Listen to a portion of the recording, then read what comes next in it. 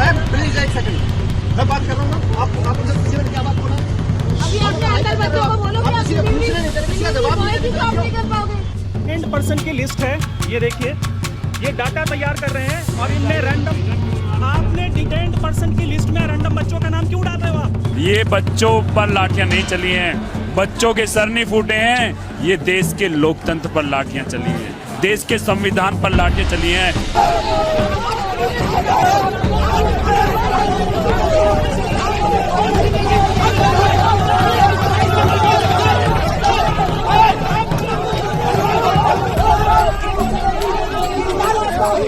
दोस्तों, NEET paper leak मामले में भारतीय जनता पार्टी की सरकार, नरेंद्र मोदी की सरकार लगता है कभी और ज्यादा अपनी बेइज्जती करवाएगी।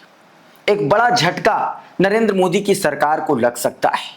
नरेंद्र मोदी की सरकार में एक चौथे पाए के तौर पर काम करने वाले सीधे तौर पर एक दल ने इस पूरे के पूरे स्टूडेंट प्रोटेस्ट को समर्थन करने का फैसला किया है और इसकी वजह से नरेंद्र मोदी की सरकार बुरी तरीके से हिली हुई है कि अगर ये हो गया तो सरकार गिरने जैसी नौबत आ सकती है। मैं बात दोस्तों चंद्रबाबू नायडू की कर रहा हूं। चंद्रबाबू नायडू की पार्टी ने इस बार छात्रों के मुद्दे पर नरेंद्र मोदी की पार्टी लाइन से अलग हटने का फैसला किया है। ऐसी खबरें, ऐसे दावे किए जा रहे हैं। उस खबर के बारे में अभी मैं विस्तार से बताऊंगा। इस वीडियो में आपको जानने को मिलेगा कि सरकार और खास तौर पर नरेंद्र मोदी भारतीय जनता पार्टी की सरकार जब अपनी वाली पर आती है तो बेरहमी और क्रूरता का सबसे खतरनाक और भयावह चेहरा भी दिख सकता है। आपको पता है इस देश में क्या हो रहा है? अगर आप कुछ बोल रहे हैं तो आपका नाम, मोबाइल नंबर, पता पुलिस नोट कर रही है। सब कुछ नोट किया जा रहा है। हर स्टेट में हर पुलिस को यह ऑर्डर दे दिया गया, खास तौर पर भारतीय जनता पार्टी की सरकारों वाले प्रदेशों में इस तरीके की खबरें सूत्रों के हवाले से पता चली हैं। उधर दिल्ली पुलिस एक बार फिर से बेशर्मी पर उतारू है। रास्ते से लोगों को हिरासत में लिया जा रहा है, उठाया जा रहा है, कोशिश की जा रही है। मतलब चलते फिरते लोगों को डिटेनीज की लिस्ट में डाला जा रहा है। उस तरीके की तस्वीरें निकल के सामने आई हैं, खबरें पता चल रही हैं। बहुत सारी तस्वीरें हैं। आज मैं इसके बारे में आपसे तफसील से इसकी जानकारी देने जा रहा हूं। लेकिन शुरुआत नरेंद्र मोदी की सरकार के ऊपर मंडराते हुए सबसे खतरनाक और सबसे बड़े संकट से। आपके स्क्रीन पर जरा इस खबर को देखिए। कहा गया कि चौंकाने वाली खबर यह नहीं है कि नरेंद्र मोदी ने धर्मेंद्र प्रधान का इस्तीफा नहीं लिया। चौंकाने वाली खबर यह है कि सरकार के अभिन्न सहयोगी तेलुगु देशम पार्टी टीडीपी ने छात्रों के इस आंदोलन के पुरजोर समर्थन का ऐलान कर दिया है। तेलुगु देशम के वरिष्ठ नेता और आंध्र प्रदेश टीडीपी के अध्यक्ष पल्ला श्रीनिवास राव ने कहा है कि यह आंदोलन किसी राजनीतिक मंशा के बजाय देश के युवाओं की हताशा और परीक्षाओं में हो रही धांधली और पेपर लीक से उपजे असंतोष का परिणाम है। वो चाहते हैं कि इस मामले में धर्मेंद्र प्रधान का इस्तीफा हो जाए। खबर यह है कि अगर संसद में इस मुद्दे पर कोई बड़ा मूवमेंट खड़ा होता है तो अविश्वास प्रस्ताव लाया जाएगा तो दक्षिण भारत के राजनीतिक दल किधर होंगे, इसको लेकर के भाजपा मंथन कर रही है। मत भूलिए, मेडिकल प्रवेश परीक्षा दक्षिण भारत के राज्यों में हमेशा बड़ा मुद्दा रहा है और यही वजह है कि भारतीय जनता पार्टी की सांसें फूल रही हैं। लेकिन बेशर्मी देखिए, नरेंद्र मोदी ने कैबिनेट की बैठक ली, उस बैठक में चर्चा हुई और फैसला यह हुआ कि धर्मेंद्र प्रधान का इस्तीफा नहीं लिया जाएगा।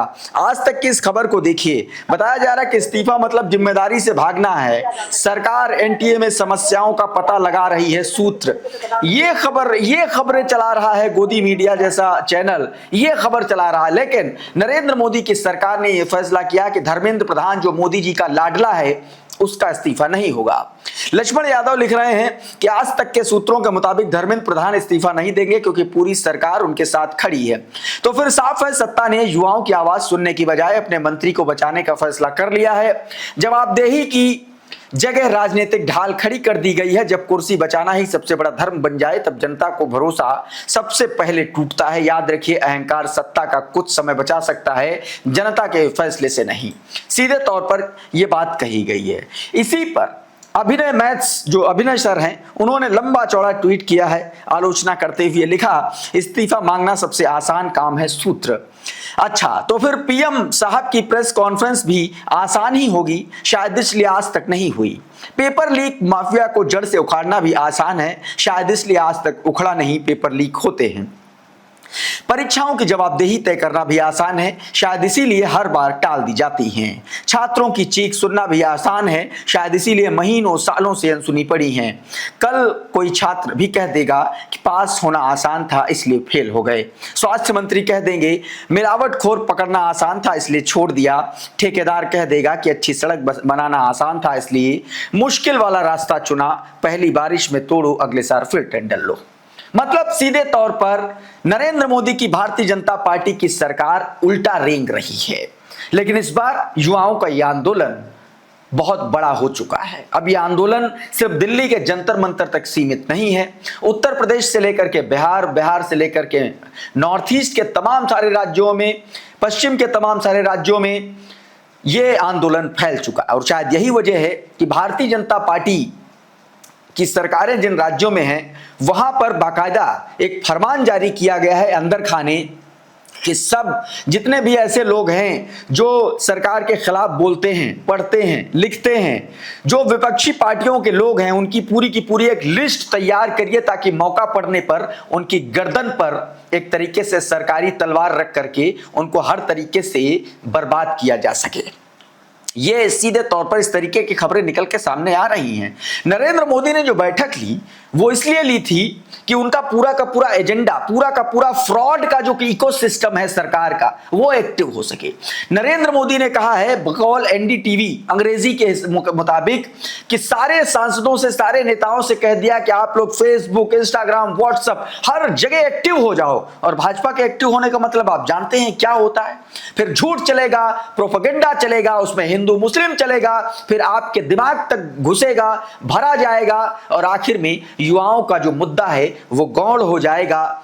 परीक्षा लीक का मुद्दा गौड़ हो जाएगा और जीत जाएगा हिंदू मुसलमान भारतीय जनता पार्टी का कोर मुद्दा जिहाद का मुद्दा, हिंदू मुसलमान का मुद्दा, उसी पर भाजपा आने की तैयारी कर रही। तो क्या यह माना जाए कि नरेंद्र मोदी ने इसीलिए यह बैठक बुलाई थी? यह बात मैं नहीं कह रहा हूं, कृष्णकांत का ये ट्वीट देखिए, इसका संदर्भ, इसका प्रसंग सब यही निकलता है।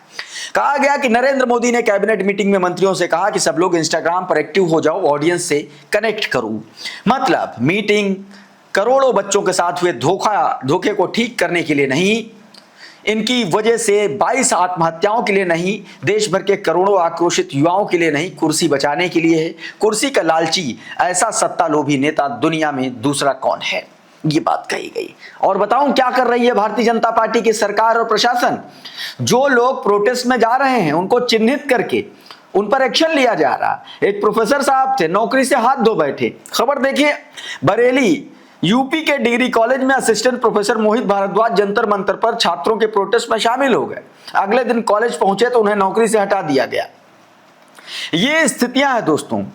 अब एक और तस्वीर देखिए, ये जामिया, एक तरीके से जामिया मेट्रो स्टेशन के गेट नंबर 2 के पास का ये वीडियो देखिए जरा इसको। पर्सन की लिस्ट है, ये देखिए, ये डाटा तैयार कर रहे हैं और इनमें रैंडम, आपने डिटेन्ड पर्सन की लिस्ट में रैंडम बच्चों का नाम क्यों डाला? किसी को भी डिटेन कर रहे हैं, मेट्रो स्टेशन पर बैठे हुए डिटेन कर रहे हैं। ये देखिए, ये बहुत पुरानी कहानी है। ये देखिए, नेम प्लेट भी नहीं है। नेम बैच कहां है? मैं जस्ट इतना सवाल कर रहा हूं कि आपका नेम बैच कहां है? और बेशर्मी देखिए, बेशर्मी का आलम देखिए। हजारों बेशर्म मरे होंगे तो शायद एक दिल्ली पुलिस का कोई सिपाही पैदा हुआ होगा। नेम प्लेट नहीं है। जाइए, इनके पास सिर्फ एक वो है, जाइए। एक जागरूक नागरिक अगर इनसे सवाल कर दे तो ये लाठियां मारने लगते हैं, मुकदमे दर्ज करने लगते हैं ये लोग। ये स्थिति है दिल्ली पुलिस की, ये काम ये लोग कर रहे हैं। एक कहानी आपने सुनी होगी अकबर बीरबल की, एक कहानी जिसमें अकबर कहता है कि हमको पूरे राज्य में अंधों का पता लगा करके बताओ। बीरबल लेटर लेकर के बैठ गए। जो उनसे ये पूछता कि क्या कर रहे हो बीरबल, जैसे ये सवाल आता उसका नाम अंधों की लिस्ट में डाल दिया जाता। मतलब बीरबल कुछ लिख रहे हैं, अगर कोई पूछ दे क्या लिख रहे हो तो वो अंधा है। वही दिल्ली पुलिस कर रही है, वही उसी को चरितार्थ कर रही है। एक और तस्वीर आपको दिखाता हूं कि दिल्ली पुलिस की बेशर्मी का ये दूसरा मुजाहिरा है। छात्रों को डिटेन करने की कोशिश की गई, जबरदस्ती थाने ले जाने की कोशिश की गई। देख लीजिए निजामुद्दीन रेलवे स्टेशन के पास का ये वीडियो देखिए। आप इनका नंबर ले लीजिए। मैम प्लीज एक सेकंड, मैं बात कर रहा हूँ। आप प्लीज एक सेकंड। देखा आपने ये वीडियो 2 मिनट 22 सेकंड का पूरा वीडियो है, लेकिन मैंने आपको कुछ हिस्सा दिखाया है। मतलब आप तो अजय झा लिखते हैं कि दिल्ली पुलिस पूरी तरीके से अराजक हो गई है। निजामुद्दीन स्टेशन के करीब ऑटो से जा रही 3 नाबालिग लड़कियों को जबरन ऑटो से उतारकर उन्हें हिरासत में लेने की कोशिश की गई। गैर कानूनी तरीके से उनका फोन छीनकर चेक किया गया। सुनिए, और सीधे तौर पर वो वीडियो मैंने आपको दिखाई दिया है। एक और तस्वीर दिखाता हूं। फरमान जारी हुआ है जेएनयू से लेकर के डीयू तक कि अगर आप जंतर मंतर जाएंगे तो आप अपने ही रिस्क पर जाएं। मतलब यह है कि आपकी डिग्री नहीं मिलेगी, आप दागी हो जाएंगे। क्या इस तरीके, मतलब संस्थानों को एक तरीके से तानाशाही, एक तरीके से फरमान जारी कर दिया गया है। क्या इसका मतलब यही माना जाए क्या? देखिए जरा, ये जवाहरलाल नेहरू ने और दिल्ली यूनिवर्सिटी ने बाकायदा ये ट्वीट किया है, एडवाइजरी जारी की अपने स्टूडेंट्स के लिए। ये दोनों ट्वीट आप साइमल्टेनियसली आप देखिए जरा, लगातार बातें कही गई हैं। मतलब जंतर मंतर अगर आप जा रहे हैं, सभाओं में शामिल हो रहे हैं और सोशल मीडिया, ये इसको सोशल मीडिया नियमों का उल्लंघन होगा। ये स्थिति बना दी है, विरोध भी कोई नहीं कर सके। ये गुंडई है सीधे तौर पर नरेंद्र मोदी की और अमित शाह की। सीधे तौर पर ये गुंडई है, गुंडई नहीं है तो और क्या है? छात्र अपनी बात नहीं रख सकते।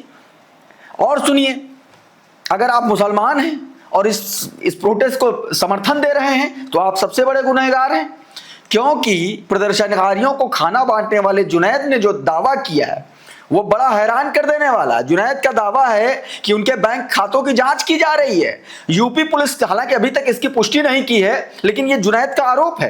वीडियो सुन लीजिए जरा। बहुत अच्छा लग रहा है, लेकिन ये गुस्सा है लोगों का सरकार के प्रति। वो लोग बहुत भावुक हो रहे हैं। बहुत गलत किया दिल्ली पुलिस ने, इतनी बर्बरता, बिल्कुल गैर संवैधानिक, अलोकतांत्रिक। ये बच्चों पर लाठियां नहीं चली हैं, बच्चों के सर नहीं फूटे हैं। ये देश के लोकतंत्र पर लाठियां चली हैं, देश के संविधान पर लाठियां चली हैं। दिल्ली पुलिस, खून के एक एक कतरे का आपको जवाब देना होगा, एक एक लाठी का जवाब देना होगा। और हम अहिंसात्मक रूप से इसी तरह लड़ते रहेंगे जब तक हमें न्याय नहीं मिल जाता। जुनैद, ये बताओ, जितना सामान यहाँ पहुँच रहा है, आप बांट पा रहे हो आप लोग? नहीं, प्लीज़, मैं आपके माध्यम से ये कहना चाहता हूँ, प्लीज़ प्लीज़ प्लीज़, आज 22 जुलाई है, आप कुछ मत भेजिए। बहुत खाना वेस्ट हो रहा है, बर्बाद हो रहा है। आप दूर बैठ कर जोमेटो, ब्लिंकिट, स्विगी से भेज रहे हैं। प्लीज़ थोड़ी देर रुक जाइए, अगर नीड होगी हम आपको बता देंगे। और स्थितियां देखिए, ये तस्वीर देखिए, ये इंटरनेट को लेकर के है।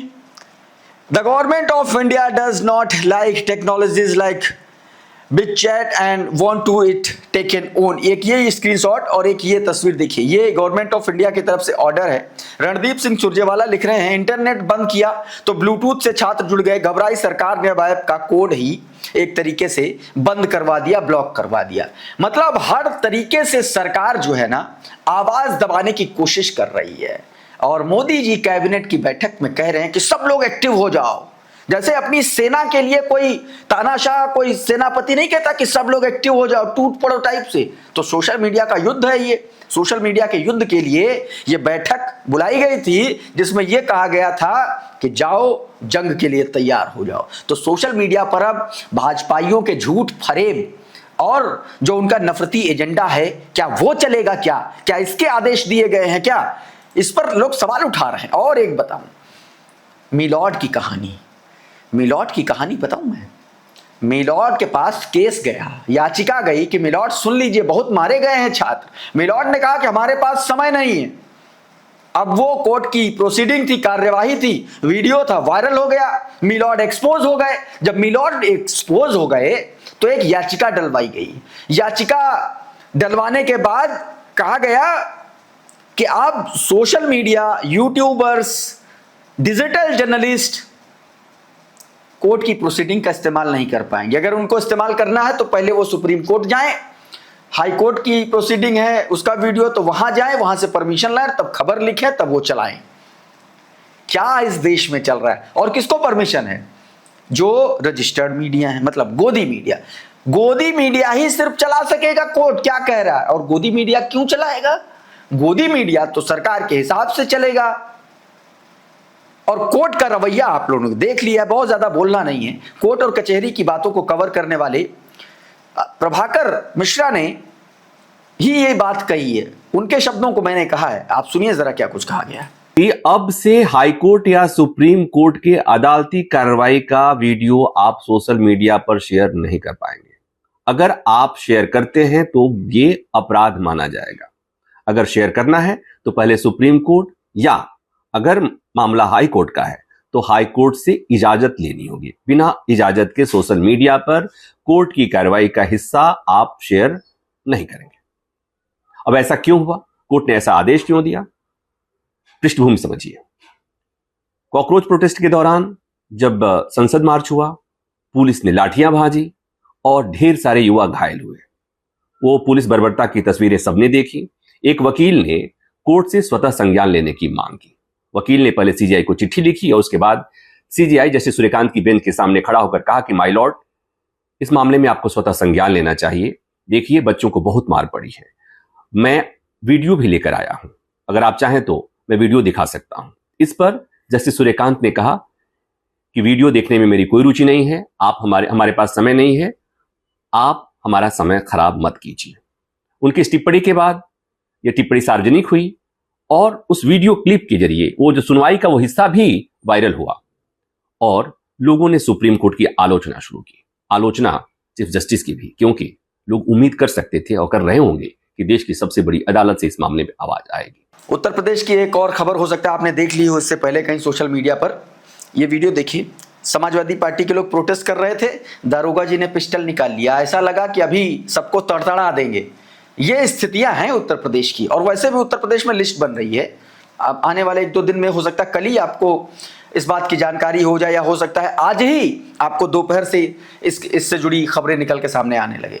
पुलिस के भीतर मजबूत मेरे सूत्रों ने इस बात की जानकारी दी है, खास तौर पर लखनऊ में हर चौकी, हर थाने में वो लोगों को आइडेंटिफाई किया जा रहा है जो सरकार के खिलाफ बोलते हैं, जो सामाजिक तौर पर सक्रिय रहते हैं, खास तौर पर जो इस छात्रों के आंदोलन का सपोर्ट कर रहे हैं।